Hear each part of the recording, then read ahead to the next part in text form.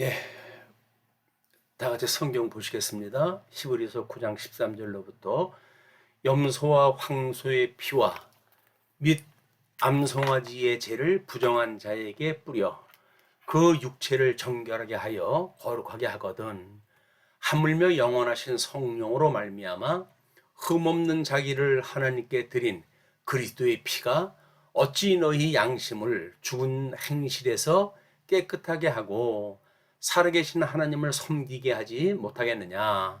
이로 말미암아 그는 새 언약의 중보자시니 이는 첫 언약 때에 범한 죄에서 속량하려고 죽으사 부르심을 입은 자로 하여금 영원한 기업의 약속을 얻게 하려 하심이라.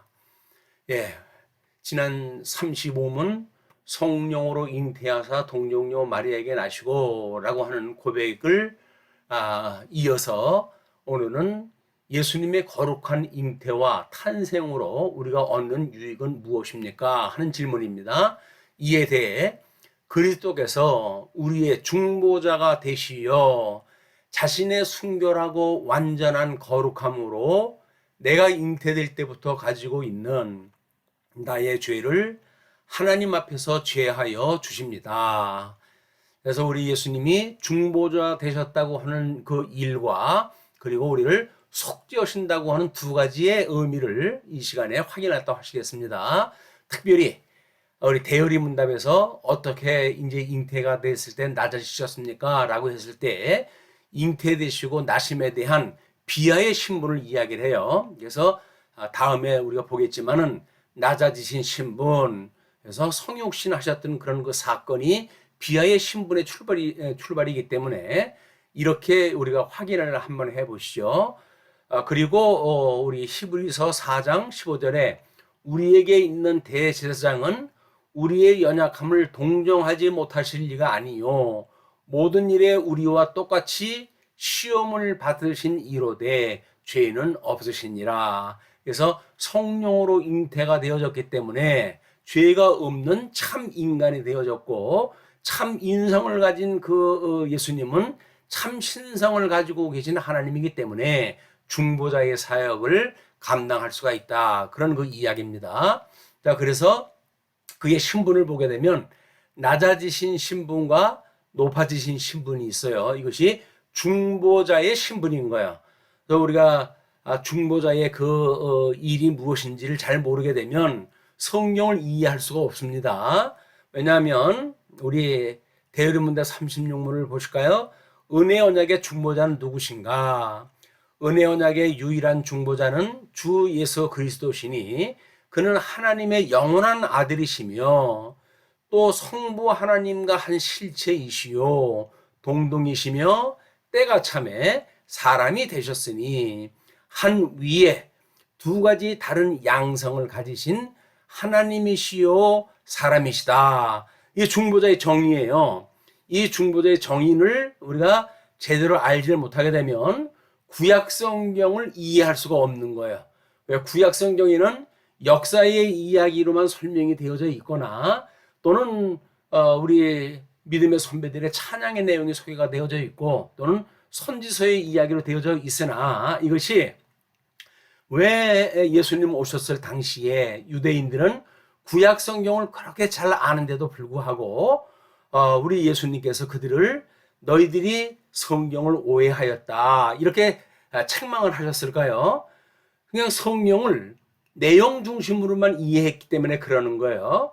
이 구약 성경에 특별히 이런 인성과 신성이라고 하는 부분이 있고 이런 신학적인 부분이 있음에도 불구하고 예수님 오시기 전에는 성령이 오셔서 우리들에게 하나님의 그 뜻을 깨닫게 하시는 은혜의 역사가 있기 전이기 때문에 그들은 성경을 읽어도 하나님의 뜻이 무엇인지를 알 수가 없었던 거예요. 그러나 역사기를 봐도 우리 이렇게 열조의 계명으로부터 이거는 모세 오경으로부터 그 이야기예요. 말라기에 이르기까지 모든 성경이 이런 인성과 신성을 구별해서 설명되어지고 있는데 이걸 간과했던 유대인들은 예수님을 그리스도로 확인할 수 있는 방법이 없었던 거지요.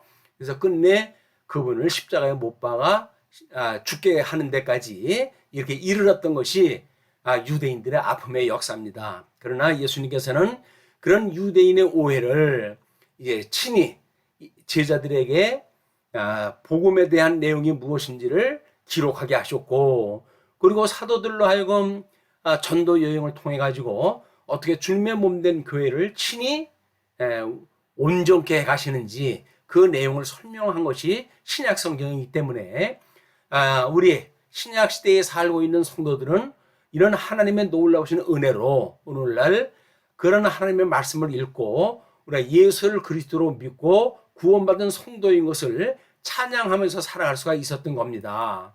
자, 그렇기 때문에 우리 예수님께서 성부 하나님께로부터 영원히 출생하셨다고 그렇게 이야기를 했어요. 영원히 출생하셨던 그 예수님은 중보자가 되셔서 신성과 인성을 가지고 계셨던 우리 중보자 되신 분이다. 우리가 이렇게 이야기를 했죠.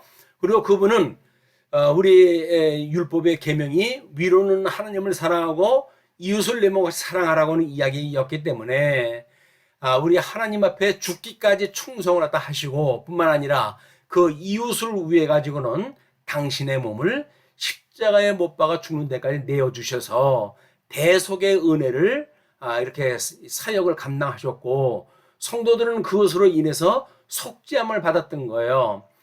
우리는 그래 속죄함을 받았음으로 해가지고 죽었던 영이 살아났고, 이걸 중생이라고 이렇게 이야기를 했어요. 이걸 우리가 성령의 사역이라고 이야기를 하는데, 이 성령 하나님은 성부 하나님과 성자 하나님으로부터 영원전서부터 나오시는 분이라고 이렇게 이야기를 했죠. 그러므로 우리는 성령 하나님의 이런 권능이 아니면 죽었던 몸이 살아날 수도 없을 뿐만 아니라 유대인들이 알지 못했던 그 성경을 우리가 알아볼 수도 없었던 거예요. 이 마음은 지식과 또는 우리들의 생각과 또는 기억과 또는 우리들의 이런 그 세 가지 요소, 마음의 3대 요소를 가지고 있는 요소이기 때문에 성경대로 우리가 알고 성경대로 믿고 성경대로 알 수 있다는 이야기는 이렇게 세상을 향했던 마음이 하나님을 향하여 회심되어졌을 때 비로소 우리는 마음의 변화를 받아가지고 하나님의 뜻을 알 수가 있던 거예요. 아마 이에 대해서 디모데전서에서는 사도 바울이 이렇게 이야기를 합니다. 하나님은 한 분이시요 또 하나님과 사람 사이의 중보자도 한 분이시니 곧 사람이신 그리스도 예수라. 그가 모든 사람을 위하여 자기를 대속물로 주셨으니 기약이 이르러 주신 증거니라. 그러니까 우리가 증거받았던 걸 이야기를 하는 거예요. 그래서 우리가 이 에덴이나 교회나 마음이나 이거는 하나님의 섭리 사역을 증거하는 매우 중요한 그 요소입니다. 그렇기 때문에 행위 언약과 은혜 언약을 가지고 어떻게 섭리 사역을 다 하시는가 이게 중요하고, 또 이 창조 사역은 이제 창세기 2장 3절에 이거 여섯째 날 그걸 다 마치시고 일곱째 날 복을 주시고 그리고 그 안식을 명하셨잖아요. 그런 안식이 뭐냐면 하나님의 쉼을 없는 것인데, 이걸 궁극적으로 섭리 사역을 통해 가지고 확인되어지는 것이 요한계시록의 끝에 가서야 하나님의 백보자 심판으로 해가지고 온전히 심판이 이루시고, 또는 하나님 나라가 내림으로 해가지고 비로소 그 이름이 거룩히 여김을 받으시고 나라가 임하시옵소서라고 하는 기도의 완성이 이루어지는 겁니다. 자, 그러면 이렇게 주기도문으로 우리가 확인하다 해보시죠. 일단 주님이 가르치신 기도는 우리 근본 양대 언약이라고 그렇게 이야기를 했어요. 양대 언약의 그런 그 이론과 또는 기독교 세계관을 이야기할 수가 있고, 사도신경과 삼위일체 하나님에 대한 전체를 이야기하는 것뿐만 아니라 여기에서 하나님의 그 사역의 작정과 예정, 하나님이 이미 이 세상을 만드시기 전서부터 있었던 하나님의 그 뜻과 창조 사역, 그 뜻을 이루시는 것이 창조 사역과 섭리 사역이란 말이에요.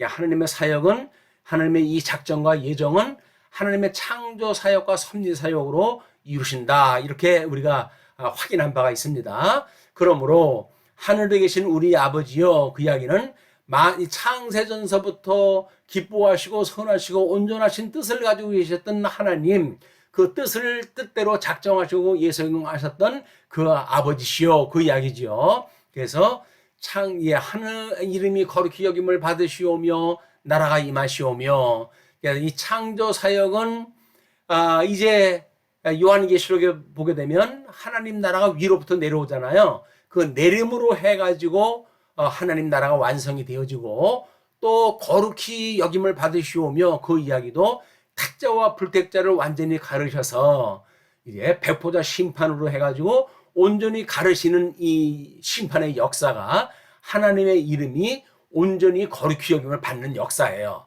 그리고 이제 이렇게 작정하시고 예정대로 작정을 하셨기 때문에 이거를 섭리사역을 통해 가지고 계시를 갖다 하시는 거예요. 그래서 뜻이 하늘에서 이루어진 것 같이 땅에서도 이루어지이다. 이미 창조 사역은 다 완성이 됐던 거 아니겠어요? 그냥 섭리 사역을 통해 가지고 이 에덴 동산에 주셨던 행위 언약과 은혜 언약을 인한 우리 전적 타락과 구속의 역사, 이거를 우리한테 이루어 주십시오, 그 이야기지요. 그걸 이루어 주는 것이 이제 우리가 개인적으로는 중생인의 역사고, 또는 우리가 공적으로 해가지고 주님의 몸된 교회의 역사인 거예요. 그렇기 때문에 오늘 우리에게 일용할 양식을 주시옵고, 이것이 일용할 양식인 거예요. 이 일용할 양식이라고 하는 그 이야기는 이것이 우리의 생명의 양식이 되어지기 때문에 끊임없이 이 양식으로만 우리가 이렇게 은혜의 방편도 되어지고 또 교회의 표지도 이것이 이루어질 수가 있는 거예요. 말씀은 매우 중요한 것이다. 그래서 장로교에서 특별히 말씀 중심으로 예배가 이루어지는 이런 중요한 이유가 있기 때문입니다. 그리고 우리가 우리에게 죄 지은 자를 사하여 준 것 같이 우리 죄를 사하여 주시옵고, 이것이 칭의와 성화의 과정이라고 이야기했어요. 이거는 곧 성례에 대한 이야기고, 우리 사도 바울이 이야기했던 바, 우리가 온전히 선 것도 아니고 온전히 이루어진 것도 아니다. 다만 우리 십자가의 도인 이것을 향하여 우리가 다른 박질을 칠 뿐이다, 이렇게 이야기를 했어요. 우리는 예수님을 믿는다는 그 이야기는 우리가 언제 구원받았을 때 우리가 생명의 영생을 얻었습니다 라고 하는 걸로 해가지고 온전히 섰다고 생각하면 안 돼요. 왜냐하면 우리들의 이 부르심에는 외소와 내소가 있기 때문에 그렇습니다. 그래서 우리는 끊임없이 십자가의 도를 기억하고 그 말씀을 기억하는 일이 매우 중요한 일이기 때문에 은혜의 방편에도 성례가 들어가고 또 교회의 표지에도 성례가 들어가는 거예요. 이거를 우습게 여기거나 사도신경을 외우지 말아야 된다든지 뭐 이 성례는 필요가 없다든지 이렇게 말하는 사람들은 전부 이단입니다. 잘못 말하는 거예요. 자, 그리고 우리가 이제 이렇게 우리 성도의 견인을 갖다 해준다 약속을 하셨으니까 주는 그리스도시고 살아계신 하나님의 아들이십니다 라는 신앙 고백 위에 주님의 몸된 교회를 세우시고 음부의 권세가 결코 무너뜨리지 못하게 하신다고 이야기를 하셨잖아요. 그렇기 때문에 이걸 믿고 있는 우리들이 신앙생활을 통해 가지고 우리 사도 바울이 이야기했던 바 말씀은, 우리가 이 하나님의 말씀은, 성경은 하나님의 감동으로 되어진 것이기 때문에 우리의 교훈과 책망과 바르게 함과 의로 교육하기에 유익하다고 그랬어요.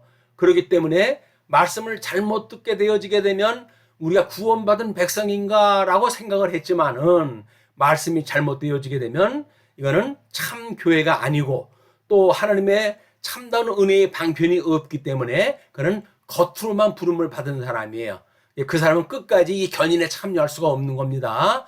그렇기 때문에 우리가 하나님의 말씀으로 해가지고 끊임없이 이렇게 기도, 말씀의 뜻을 따라서 기도를 하고, 그럼 뭐라 그래요? 그 말씀을 따라가지고 우리가 권징을 받는 거예요. 그 말씀에 책망을 받게 되어지는 겁니다. 그래서 우리가 우리를 시험에 들게 하지 마시옵고 다만 악에서 구하옵소서.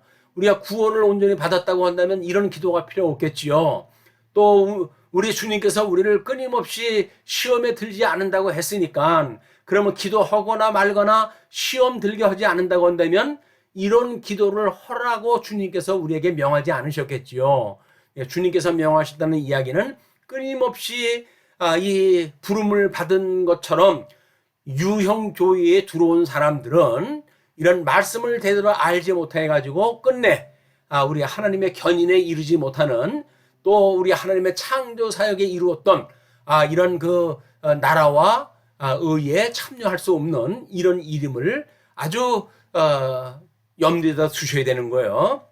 자, 그렇게 됐을 때 우리는 온전한 세계관을 가지고 창조, 타락, 구속, 하나님의 나라라고 하는 세계관을 갖고 이렇게 신앙생활을 하게 되어지는 겁니다. 인생의 본분을 다하게 되어지는 건데, 나라와 권세와 영광이 아버지께 영원히 있사옵나이다 아멘 라고 하는 그것이 이 창조 사역대로 이렇게 섭리 사역을 하시는 하나님, 이걸 성경 계시를 통해 가지고 믿고 확신하고 세계관을 구축하고 살아가는 성도이기 때문에 하나님의 성도로서 삼위일체 하나님을 우리가 믿는 것뿐만 아니라 사도신경대로 고백을 갖다 하고, 그리고 기독교 세계관을 가지고 우리는 믿음의 사람으로 살아가게 되어지는 것이다. 자, 이렇게 정리하겠습니다. 주 예수 그리스도의 은혜와 하나님의 사랑과 성령의 교통하심이 이 말씀을 들은 모든 성도들 위에 지금으로부터 영원까지 함께 계실지어다. 아멘. 마치겠습니다.